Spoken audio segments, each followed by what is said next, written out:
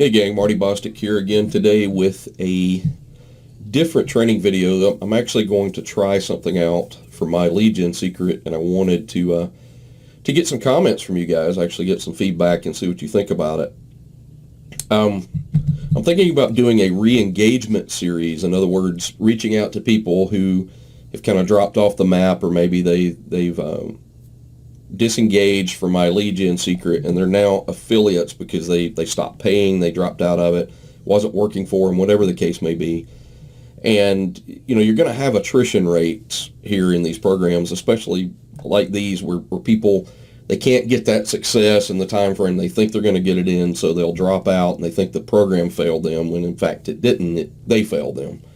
So what I'm considering doing is writing a small, maybe 4 or 5 email about 2 days apart, a small series to do re-engagement to try and get people off the fence that have dropped out. Because right now I've got 38 people that are now affiliates that are no longer paying for my lead gen secret. But those 38 people, I've got most of those, I've got their contact information, or I can go back through there and find all of my leads and do a quick search through there and see if I can find those to make sure I've got their email addresses or contact info. Because sometimes you'll have people that come in and you can't find them, you can't locate them in your leads when they signed up. So, those are just kind of lost souls where you can't get back to them and do anything with them. But a big portion of mine, I know for a fact I have their contact info. I'm not going to show their names in here because I know who some of them are, but that's it's just not good to show that kind of thing. But what I am going to do is write those emails, try and set that up where I can get them off the fence, entice them, incentivize them, do some things. I got to think through what I want to do exactly. But the idea is going to be to get them from here back over to here. Okay? So you start getting people reactivating, getting them coming back over. And I've actually got a plan around some a little bit of hand-holding, a little bit of training to help these folks to try and get them off the fence.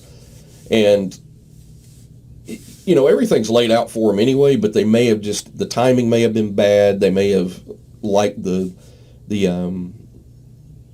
attractiveness of doing something like this, but then when they got in there, they realized, it's either not for me, or I looked at the next shiny object and moved on. So I think it's definitely worth spending a little bit of time to get some re-engagement going here and trying to get these people back as active members.